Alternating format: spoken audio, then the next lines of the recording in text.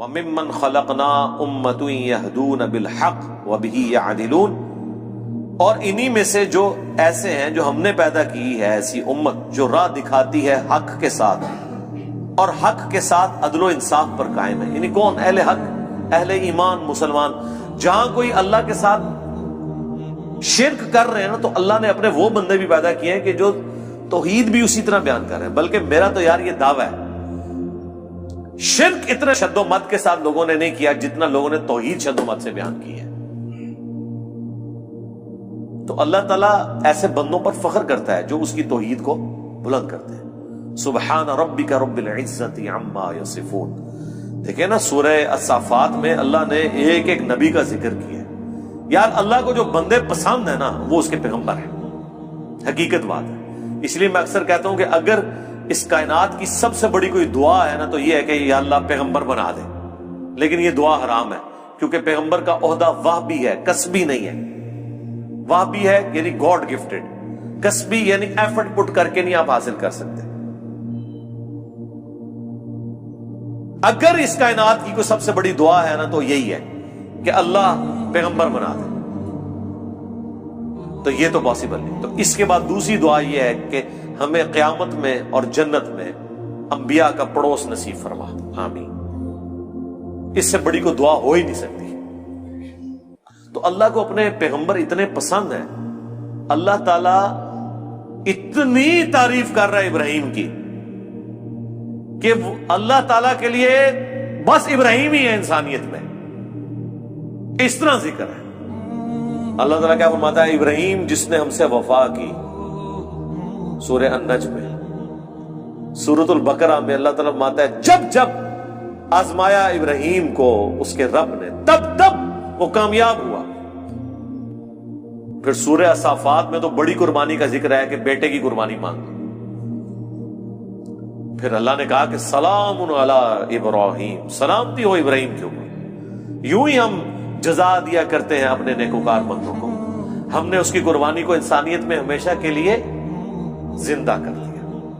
آج امت محمدیہ ہے لیکن قربانی کو کہتی ہے سنت ابراہیمی، حج کو کہتی ہے سنت ابراہیمی، اسلام کو کہتی ہے دین ابراہیمی. ملت ابیکم ابراہیم هو سماکم المسلمین من قبل وفی ھذا. یار چھوڑ دے سب سے بڑی بات رسول اللہ. قل اننی ہدانی ربی الی صراط مستقیم. اے نبی تم فرماؤ مجھے تو میرے رب نے سیدھا راستہ دکھا دیا. دینا قیما ملت ابراہیم حنیفا، دین جو کہ قائم ہے ابراہیم کی ملت پہ جو سب سے ٹوٹ کر ایک اللہ کے ہو گئے تھے. وما کان من المشرکین، وہ مشرک نہیں تھے. پھر سورہ نحل میں اللہ نے فرمایا ابراہیم اکیلے پوری امت تھے، اکیلا پوری امت. یعنی کوانٹٹی کوئی اللہ کے نزدیک اہم نہیں، کوالٹی. بندہ کہتا ہے کہ پتہ نہیں ابراہیم نے کتنے 90 لاکھ کلمہ پڑھایا ہوئے گا. ہاں آیا نا داڑ تلے دسو 90 بھی بندے نہ پورے کر سکتے. قرآن میں آیا ایک لوط ایمان لایا ابراہیم پہ، یا چند ان کے گھر والے جو بیوی بچے تھے، دیٹس آل. 10 کی گنتی بھی پوری نہیں ہوتی. اس لیے اللہ نے کہا ابراہیم پوری امت ہے. اللہ کے نزدیک ابراہیم علیہ السلام کی کتنی اہمیت ہے. تو سورہ الصافات میں اللہ نے ابراہیم کی قربانیوں کا ذکر کیا، نوح علیہ السلام کی کہا سلام علی نوح فی العالمین. ٹھیک ہے. موسیٰ اور ہارون کا ذکر کیا، سلام علی موسیٰ و ہارون. ٹھیک ہے. اور پھر اللہ تعالیٰ نے اینڈ پہ جا کے کنکلوڈ کیا سورہ الصافات میں تمام انبیاء پہ الگ الگ ذکر کر کے ان پہ سلامتیاں بھیج کے اینڈ پہ اللہ نے کہا سبحان ربک رب العزت عما یصفون. تیرا رب پاک ہے ہر اس شرک کی برائی سے جو لوگ اس کی طرف منسوب کرتے ہیں. کسی کو یہ ٹینشن نہ ہو جائے کہ اگر اللہ کے ساتھ کوئی شرک کرتا ہے یا اللہ کے لیے برے نام رکھتا ہے یا مخلوقات میں سے کسی کو اللہ کے برابر ٹھہراتا ہے تو اللہ کو کوئی ٹینشن ہو گئی ہے. نو، سبحان ربک رب العزہ، بے شک تیرا رب جو عزت والا ہے، پاک ہے، بلند ہے اس شرک سے جو لوگ اس کی طرف منسوب کرتے ہیں. وَسَلَامٌ عَلَى الْمُرْسَلِينَ. اس کے اندر پتہ کیا درد ہے؟ اللہ کہتا ہے ہمارے لیے تو ہمارے پیغمبر ہی کافی ہیں، سلامتی ہو ہمارے پیغمبروں پر، انہوں نے ایسا حق ہمارا ادا کیا کہ پوری انسانیت گمراہ بھی ہو جائے نا ہمیں کوئی پرواہ نہیں ہے۔ ہمارے جو سچے بندے تھے، ابراہیم، موسیٰ، عیسیٰ، نوح، آدم، محمد رسول اللہ صلی اللہ علیہ وآلہ وسلم، ان پر سلامتی ہو، والحمدللہ رب العالمین، اور تمام تعریفیں پھر اللہ کے لیے۔ اس لیے میں نے درود شریف پہ جو لیکچر دیا تھا نا، اس میں میں نے کہا تھا کہ سب سے بیسٹ درود وہ قرآن کے اندر آ گیا، سبحان ربک رب العزت عما یصفون وسلام علی المرسلین والحمد للہ رب العالمین۔ آپ کو مزے کی بات بتاؤں، یہ جو حدیث ہے نا بخاری مسلم کی کہ نبی علیہ السلام فرض نماز کے بعد پڑھتے تھے لا الہ الا اللہ وحدہ لا شریک لہ لہ الملک ولہ الحمد وہو علی کل شیء قدیر اللہم لا مانع لما اعطیت ولا معطی لما منعت ولا ينفع ذا الجد منک الجد۔ بخاری مسلم میں تو اتنی یہ دعا آتی ہے، جو حضرت معاویہ نے خط لکھا تھا تو مغیرہ ابن شعبہ نے یہ وظیفہ بتایا تھا ان کو کہ اللہ کے نبی فرض کی نماز کے بعد یہ پڑھا کرتے تھے۔ لیکن ترمذی میں جب یہ حدیث آتی ہے نا، اس کے ساتھ یہ الفاظ بھی ہیں کہ اس کے بعد حضور پڑھتے تھے سبحان ربک رب العزت عما یصفون وسلام علی المرسلین والحمد للہ رب العالمین۔ یہ قرآن کی جناب فیورٹ ترین آیات ہے۔ مجھے آج بھی یاد ہے، میں 2007 میں حج کیا تو 2007 کے اندر 2 حج آئے تھے، ایک جنوری کے مہینے میں اور ایک دسمبر میں، 18 دسمبر کو آیا تھا۔ تو وہ 18 دسمبر والا جو حج تھا نا، وہ میں نے کیا تھا۔ تو میدان عرفات میں اس ٹائم تو ظاہر ہے ہم نئے نئے خود ابھی رائے حق کے مسافر تھے، ابھی تو پتہ ہی نہیں تھا کہ اللہ نے کتنا بڑا کام لینا ہے، میں نے تو ابھی کوئی ویڈیو ریکارڈنگ بھی شروع نہیں کی تھی۔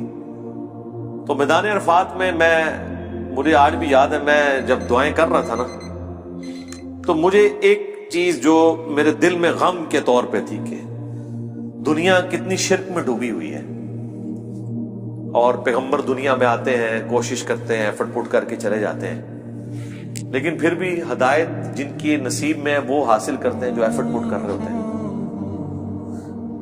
تو اللہ تعالیٰ نے اتنی بڑی کائنات بنائی، اتنی مخلوقات پیدا کی، لیکن اینڈ رزلٹ یہ نکلا ہے۔ دنیاوی طور پہ تو ہم اسے ناکامی سمجھ رہے ہیں نا کہ اتنے بندے پیدا کیے ہیں تے وچوں جڑے کام دے بندے نے وہ چند ہی کی نکلے نے، باقی تو سارے فارغ ہو گئے۔ ٹھیک ہے، تو اب دنیاوی اعتبار سے تو ہم شاید اسے کریٹر کی کمزوری سمجھ رہے ہیں، لیکن اللہ تو بے پرواہ ہے، اللہ کو تو کوئی فرق نہیں پڑتا، سارے جہنم میں چلے جائیں، سارے جنت میں چلے جائیں، اللہ کو کوئی پرواہ نہیں۔ تو اس کے اوپر میں بہت زیادہ ایمفسائز کر رہا تھا اور میں بڑا پریشان تھا۔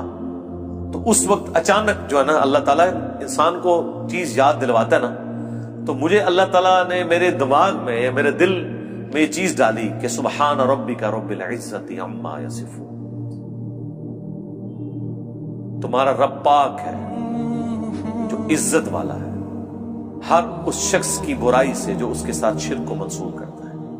وسلام علی المرسلین، رسول ہی کافی ہیں۔ ویسے تو اللہ رسولوں کی عبادت کا بھی محتاج نہیں ہے، لیکن اگر اللہ تعالیٰ نے مخلوقات میں پیدا کیا ہے تو وہ رسولوں نے ایسا بیسٹ پرفارم کیا ہے کہ اللہ کہتا ہے ہمارے رسول ہمیں کافی ہیں۔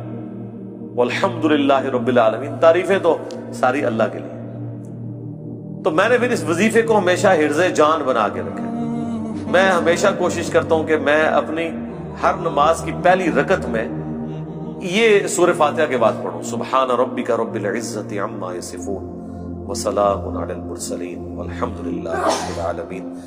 میں نہیں سمجھتا کہ اس سے بیسٹ الفاظ میں آپ اپنے رب کی طرف رجوع لا سکتے ہیں۔ ساری گمراہیاں، سارے شرک اللہ کو کوئی نقصان نہیں پہنچا سکتے۔ سبحان ربک رب العزت عما یصفون۔ اور اللہ کے بعد اگر کوئی حقدار ہے نا کہ اس کا شکر ادا کیا جائے تو وہ اللہ کے پیغمبر ہیں، جنہوں نے کمٹمنٹ کے ساتھ اللہ کی مخلوق تک اپنا پیغام پہنچایا، اور وہ اللہ نے اس میں ایڈ کر دیا وسلام علی المرسلین، سلام ہو رسولوں کے اوپر، والحمدللہ رب العالمین، اور تمام تعریفیں اس رب کے لیے جو سارے جہانوں کا پالنے والا ہے۔ تو میرے بھائی قرآن جس کو بابا مانتا ہے نا وہ پیغمبر ہوتے ہیں، باقی آپ کے بنائے ہوئے باپے ہیں، باقی سارے فالوورز ہوتے ہیں۔ قرآن کی ڈاکٹرین میں امام وقت کا پیغمبر، قرآن کی ڈاکٹرین میں اللہ کا نمائندہ وقت کا پیغمبر۔ اس لیے سورہ زمر میں آتا ہے جب جہنمی جہنم میں پھینکے جائیں گے نا تو فرشتے پوچھیں گے تمہارے پاس کوئی پیغمبر نہیں آیا تھا؟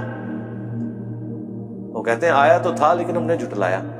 حالانکہ پیغمبر تو صرف ان کے پاس آیا ہوتا ہے جن کے سامنے ہوتا ہے۔ جب ہم سے پوچھا جا رہا ہوگا کہ آپ کے پاس کوئی پیغمبر آیا تھا، ہم کہیں گے کہ آیا تھا تو ہماری موجودگی میں تو نہیں آیا۔ اللہ جس کو امام ڈکلیئر کیے ہوئے وہ وقت کا پیغمبر ہوتا ہے، چاہے آپ نے اسے دیکھا ہے یا نہیں دیکھا، آپ اس کی زندگی میں ہیں یا نہیں ہے۔ آپ کے لیے جس کو اللہ نے پیغمبر بنایا ہے نا، اللہ نے آپ کو اس کے ریفرنس سے، اور یہی قرآن میں ہے کہ ہر شخص کو اس کے امام کے ساتھ اٹھایا جائے۔